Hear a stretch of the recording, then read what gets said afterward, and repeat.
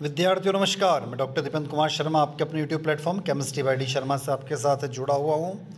विद्यार्थियों, इस video lecture में हम बात करेंगे तृतीय वर्ष का जो आपका फाउंडेशन कोर्स है, जिसका टाइटल है personality development and character building. तो विद्यार्थियों, यदि आप BA, BSc BCom, BBA, BCA, BHSC तृतीय वर्ष के विद्यार्थी है तो आपका जो आधार पाठ्यक्रम यानी फाउंडेशन कोर्स है उसका पहला पेपर आप जानते हैं Hindi language and Indian culture. जो दूसरा पेपर जो है उसका नाम है इंग्लिश लैंग्वेज एंड कल्चर, और तीसरा है उसका नाम है फाउंडेशन कोर्स का तीसरा paper personal development and character building. उसकी यूनिट फर्स्ट जो कि आपको स्क्रीन पर दिखाई दे रही है, व्यक्तित्व विकास, शारीरिक, मानसिक, बौद्धिक और आध्यात्मिक विकास। उसका अर्थ, अवधारणा, व्यक्तित्व विकास के कारक तत्व। उसके अलावा कैरेक्टर बिल्डिंग यानी चरित्र निर्माण, पर्सनल एंड नेशनल कैरेक्टर यानी व्यक्तिगत राष्ट्रीय चरित्र, अर्थ, अवधारणा, चरित्र के कारक तत्व तथा चरित्र निर्माण के साधन। उसके बाद पंचकोश, अन्नमय कोश, प्राणकोश, मनमय कोश, विज्ञानमय कोश एवं आनंदमय कोश, सामान्य परिचय, अर्थ, उद्देश्य एवं महत्व। उसके बाद benefits of panchakosha development and means of developing panchakosha, पंचकोश विकास के लाभ तथा पंचकोश विकसित करने के साधन। तो विद्यार्थियों, ये पूरा सिलेबस फर्स्ट यूनिट का जो आपको अभी स्क्रीन पर दिखाया गया है, तो इसका पहला पार्ट यानी पहला वीडियो लेक्चर हम इस वीडियो के माध्यम से देखने वाले हैं, और इसी प्रकार से सेकंड वीडियो लेक्चर भी इस यूनिट का आपको इसी चैनल की प्लेलिस्ट में देखने को मिलेगा। तो हम बात करते हैं व्यक्तित्व विकास क्या है। तो व्यक्तित्व विकास की प्रक्रिया को अनेक तत्व प्रभावित करते हैं। कुछ निर्धारक व्यक्तित्व की धुरी अर्थात आत्म प्रत्यय को प्रभावित करते हैं, कुछ कारक शील गुणों को, परंतु कोई भी कारक व्यक्तित्व के किसी एक ही पक्ष को प्रभावित नहीं करता, अपितु संपूर्ण व्यक्तित्व को प्रभावित करता है।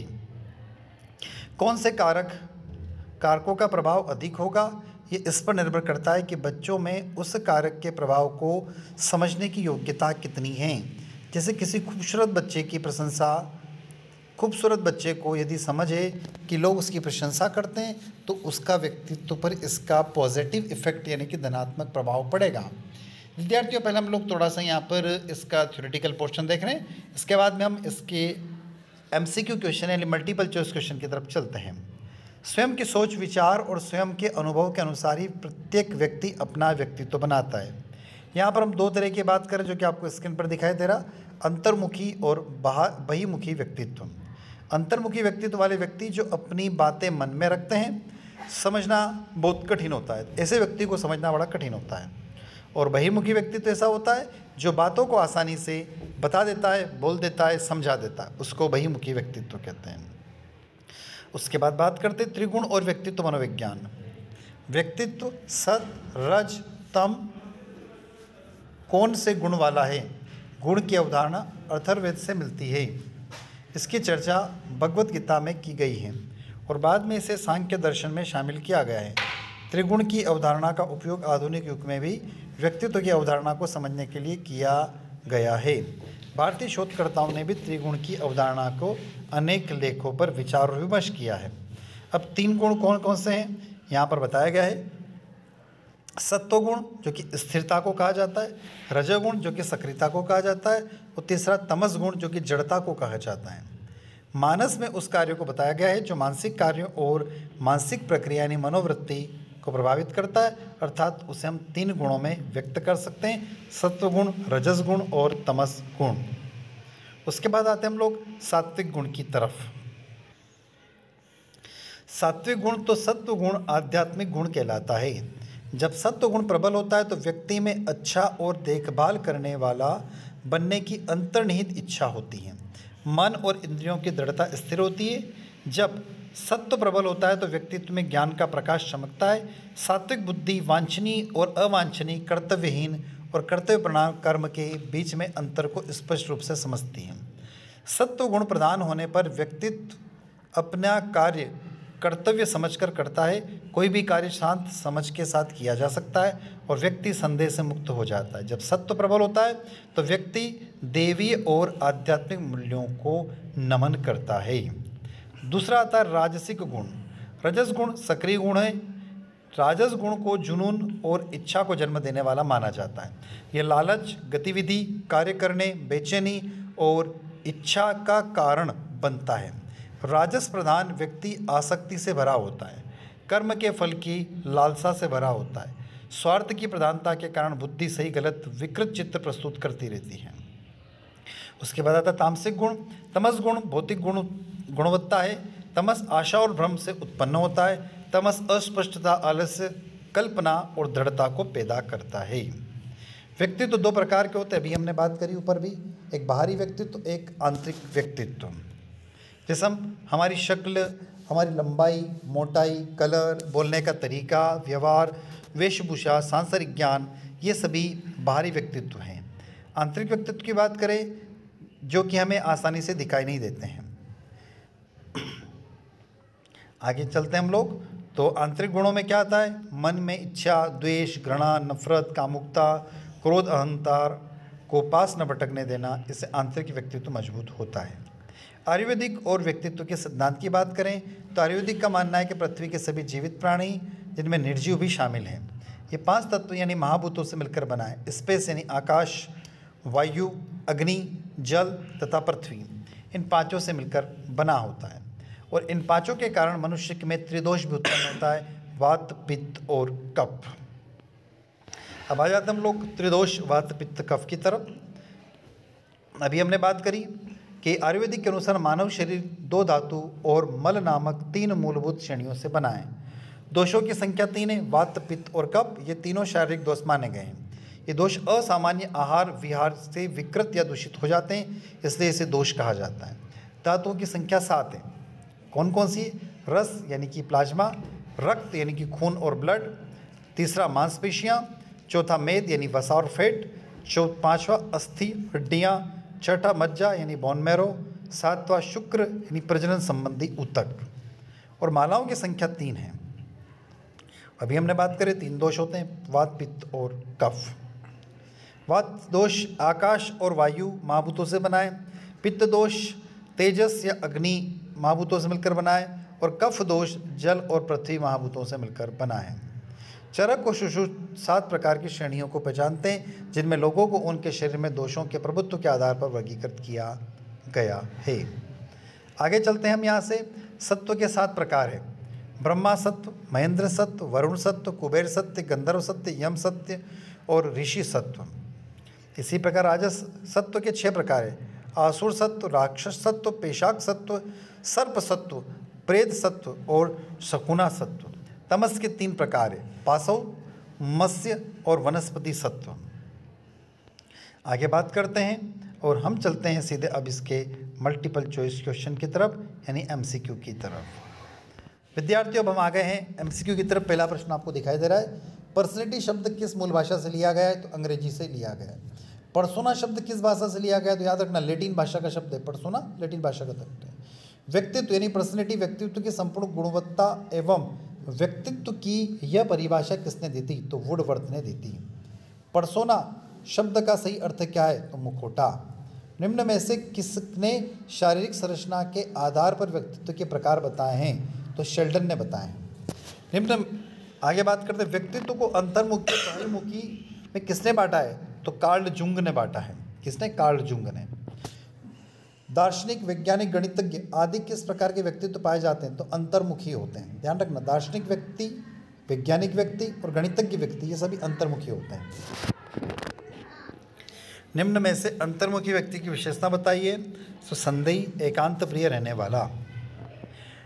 गोलाकार व्यक्तित्व की विशेषता नहीं है, तो सामाजिक प्रवृत्ति के व्यक्ति। क्रिश्मेन के एथलेटिक प्रकार के व्यक्तित्व से मिलता जुलता व्यक्तित्व का प्रकार क्या है? तो आयताकार। बाल संप्रत्यय परीक्षण किसने दिया था? तो लियोपोल्ड बेलोक ने दिया था। रक्षा तंत्र का उपयोग 2 व्यक्ति संरचनाओं में से किस मानसिक संघर्ष को संभालने के लिए किया जाता है? तो इदम और परा अहम यानी ईड एंड सुपर ईगो। व्यक्तित्व लक्षणों में व्यक्तित्व के कितने बुनियादी आयाम हैं? तो 5 आयाम हैं। निम्नलिखित में से कौन व्यक्तित्व लक्षणों की 5 में से एक नहीं है? तो रचनात्मकता। कौन सा व्यक्तित्व गुण अत्यधिक बहिर्मुखी और अत्यधिक अंतर्मुखी के बीच सीमा को दर्शाता है? तो खुलापन। जो लोग खुलेपन में उच्च होते हैं वो क्या होते हैं? साहसी और रचनात्मक होते हैं। किसी व्यक्तित्व गुण और उच्च स्तर की विचारशीलता, अच्छे आवेग, नियंत्रण और लक्ष्य निर्देशित व्यवहार को परिभाषित किया जा सकता है, तो उसे हम लोग कर्तव्यनिष्ठ कहते हैं। सभी 5 व्यक्तित्व लक्षणों में से कौन सा व्यक्तित्व गुण कल्पना और अंतर्दृष्टि पर सबसे अधिक जोर देता है?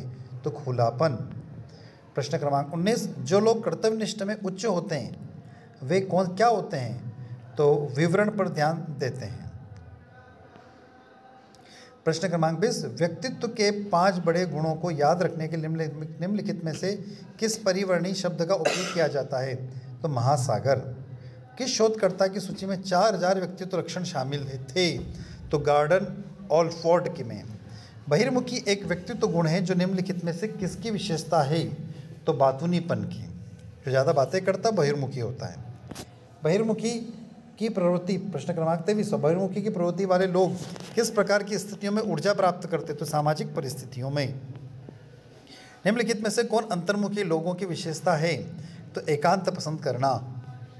निम्नलिखित में से कौन सा उन व्यक्तित्व लक्षणों को बहिर्मुखी से कम है? छोटी छोटी बातों को नापसंद करना। प्रश्न क्रमांक 26, सहमति एक व्यक्तित्व गुण है जिसमें निम्नलिखित में से कौन सा गुण शामिल है? तो परोपकारिता। जो लोग सहमत होने में उच्च होते हैं वे किससे अधिक होते हैं? भरोसेमंद।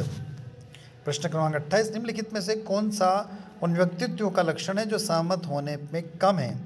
दूसरों को अपनाना, अपमान करना और उन्हें छोटा करना। न्यूरोटिज्म एक व्यक्तित्व विशेषता है जो निम्नलिखित में से किसकी विशेषता है?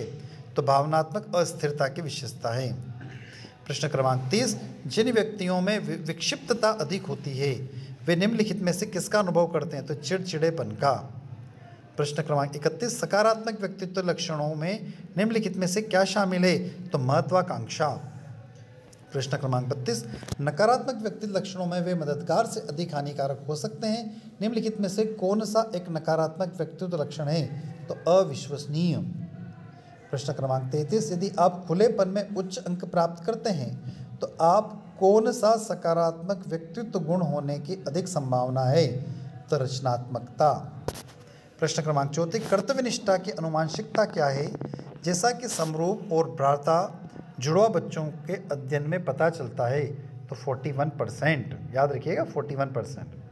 अध्ययनों से पता चलता है कि जैसे जैसे लोगों की उम्र बढ़ती है निम्नलिखित में से कौन से 5 बड़े व्यक्तित्व लक्षण बढ़ने लगते हैं? तो सहमतता। कोई भी व्यक्ति कुछ कहेगा तो उस पर आप आसानी से सहमत हो जाते हैं। प्रश्न क्रमांक 36, प्रत्येक व्यक्तित्व प्रतिमान होता है अभूतपूर्व का। प्रश्न क्रमांक 37, वातावरण के साथ सामान्य एवं स्थायी समायोजन ही व्यक्तित्व है। यह परिभाषा किसके द्वारा दी गई? तो बोरिंग के द्वारा। व्यक्तित्व मूल्यांकन की साधारण विधियाँ कौन सी है? तो प्रश्नावली विधि। व्यक्तित्व मूल्यांकन की सबसे सर्वश्रेष्ठ विधि क्या है? तो केस स्टडी यानी केस अध्ययन। प्रश्न क्रमांक 40, मनोवैज्ञानिक ने व्यक्तित्व के कितने पहलू माने हैं? 4। प्रश्न क्रमांक 41, गेस्टलॉइड दृष्टिकोण में व्यक्तित्व की व्याख्या किसने की थी? ऑलपोर्ट ने की थी। केटल के अनुसार व्यक्तित्व के लक्षणों की कुल संख्या कितनी है? तो 171। मूल्यों के आधार पर व्यक्तित्व का वर्गीकरण किसने किया? तो स्टेगनर ने किया। टीएटी परीक्षण किसका मापन करता है? तो व्यक्तित्व का। व्यक्तित्व अध्ययन की विषयगत विधि क्या है? हस्तरेखा विधि। रोशो शाही डब्बा परीक्षण में कितने कार्ड्स होते हैं? 10 कार्ड होते हैं। प्रक्षेपक विधियों में शाही डब्बा परीक्षण का निर्माण किसने किया था? याद रखिएगा, बहुत महत्वपूर्ण प्रश्न है। हरमन रोशो ने। प्रश्न क्रमांक 48, फ्रायड की व्यक्तित्व अध्ययन विधि कहलाती है मनोविश्लेषणात्मक विधि। किसने मानव प्रकृति के आधार पर व्यक्तित्व के 2 प्रकार अंतर्मुखी और बहिर्मुखी बताए हैं? तो जुंग ने बताया। याद रखिएगा, जुंग ने बताए थे। आध्यात्मिक प्रवृत्ति एवं साहित्य रुचि रखने वाले होते हैं अंतर्मुखी व्यक्तित्व। अंतर्मुखी व्यक्तित्व वाले व्यक्ति रुचि रखते हैं स्वयं में। अत्यधिक वाचाल, प्रसन्नचित्त करने वाले तथा सामाजिक प्रकृति के धनी व्यक्तित्व का व्यक्तित्व कैसा होता है? तो बहिर्मुखी होता है। प्रश्न क्रमांक 53, व्यक्तित्व को मनोविश्लेषणात्मक विचार किसने दिया? तो फ्रायड ने दिया। व्यक्तित्व के किस पहलू का संबंध मानव की क्रियाओं से होता है? तो क्रियात्मक पहलू। प्रश्न क्रमांक 55, दार्शनिक और विचारक व्यक्तियों का व्यक्तित्व कैसा होता है? तो अंतर्मुखी। प्रश्न क्रमांक 56, व्यक्तित्व मापन के लिए व्यक्तित्व की संपूर्ण सूचना प्राप्त करने की विधि कौन सी होती है? तो व्यक्ति इतिहास विधि।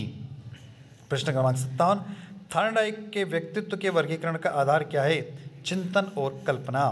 प्रश्न क्रमांक 28, बाल अंतर्बोध परीक्षण का निर्माण किसने किया?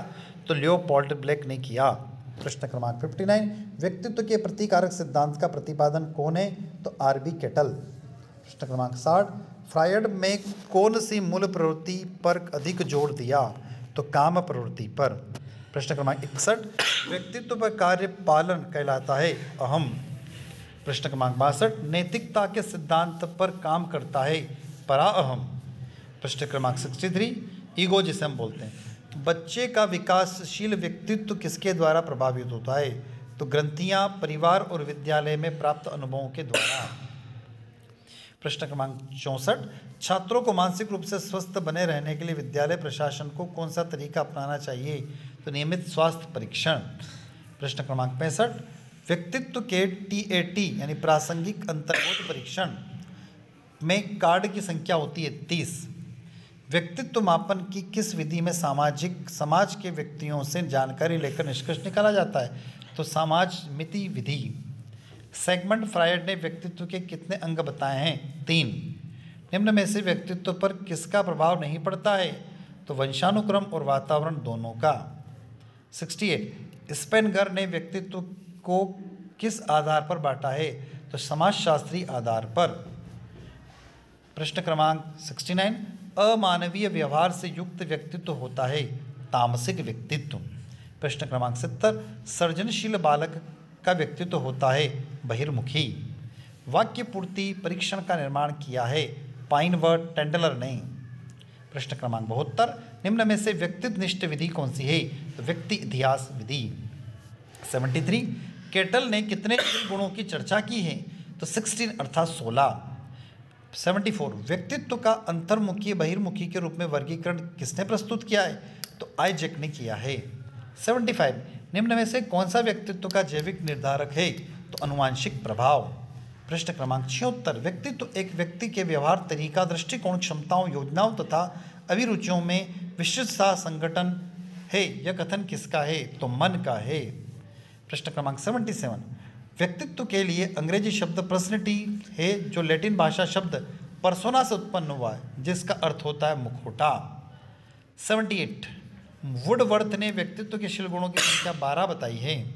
79, हिप्पोक्रेट्स ने व्यक्तित्व का वर्गीकरण किस आधार पर किया? तो संवेग के आधार पर किया है। प्रश्न क्रमांक 80, टर्मन ने किस आधार पर व्यक्तित्व का वर्गीकरण किया? तो बुद्धि लब्धि के आधार पर। 81, व्यक्ति को उसकी सामाजिकता के आधार पर अंतर्मुखी, बहिर्मुखी एवं उभयमुखी वर्गों में किसने वर्गीकृत किया है? तो जुंग ने किया है। ये एक मनोवैज्ञानिक थे। थॉर्नडाइक ने व्यक्तित्व का वर्गीकरण किस आधार पर किया है? तो कल्पना विचार के आधार पर। 83 प्रश्न, प्रकृति के आधार पर व्यक्तित्व का विभाजन किसने किया है? तो विलियम जेम्स ने किया है। प्रश्न क्रमांक 84, साक्षात्कार संक्षिप्त वार्तालाप द्वारा व्यक्तित्व को समझने की विधि है। व्यक्तित्व मापन की साक्षात्कार विधि के संबंध कथन किसका है? तो वुडवर्थ का है। प्रश्न क्रमांक 85, व्यक्तित्व मापन की प्रश्नावली विधि में जब प्रश्नों के उत्तर हाँ या ना में देना होते हैं तो यह कहलाती है बंद प्रश्नावली। 86 प्रश्न, किसके अनुसार व्यक्तित्व व्यक्ति के संगठित व्यवहार का संपूर्ण चित्र होता है? डैशिल के अनुसार। करेक्टर एंड पर्सनैलिटी नामक पुस्तक किसने लिखी है? पोलिंस्की ने लिखी थी। 88, व्यक्तित्व मापन की किस विधि में किसी समूह के व्यक्तित्वों में से पहली पसंद का व्यक्ति चुनने के लिए कहा जाता है? तो समाज मिति विधि यानी सोशलिज्म मेथड। 89वां क्वेश्चन, बाल्यावस्था में बालक का व्यक्तित्व होता है बहिर्मुखी। प्रश्न क्रमांक 90, अंतर्मुखी व्यक्ति की विशेषता होती है, इन्हें सामाजिकता में गुण कम पाए जाते हैं। 91, अहम को कहते हैं ईगो। बोलते ना भैया इसको बहुत ज़्यादा अहम हो गया, मतलब इसमें ईगो ज़्यादा आ गया, अपना आपको घमंड करने लग गया। 92 प्रश्न, फ्रायड ने सबसे अधिक बल किस मूल प्रवृत्ति पर दिया है? तो काम की प्रवृत्ति पर। प्रश्न क्रमांक 93, व्यक्तित्व को प्रभावित करने वाले कारक कौन से हैं? तो वंशानुक्रम और वातावरण। ये प्रश्न रिपीट हो गया साथियों। प्रश्न क्रमांक 94, ज्ञान तो बालक के अंदर है परंतु इसे बाहर निकालने का कार्य प्रश्नों के माध्यम से शिक्षक को करना चाहिए। यह कथन महात्मा गांधी का है। प्रश्न क्रमांक 95, मनोवैज्ञानिक असमानताओं को कहा जाता है व्यक्तिगत विभिन्नताएं। तो विद्यार्थियों, ये था आपके तृतीय वर्ष का आधार पाठ्यक्रम का तीसरा पेपर, व्यक्तित्व विकास की पहले यूनिट का पहला video lecture. I hope video lecture आप लोग को अच्छा लगा होगा। अच्छा लगता है वीडियो को लाइक करिएगा। यदि चैनल पर आप पहली बार जुड़े और अभी तक चैनल को सब्सक्राइब नहीं किया तो चैनल को सब्सक्राइब करिएगा और कमेंट बॉक्स में कमेंट करके जरूर बताइएगा कि आपको वीडियो लेक्चर कैसा लगा। तो इसी के साथ हम आपसे विदा लेते हैं साथियों। धन्यवाद। जय हिंद, जय भारत।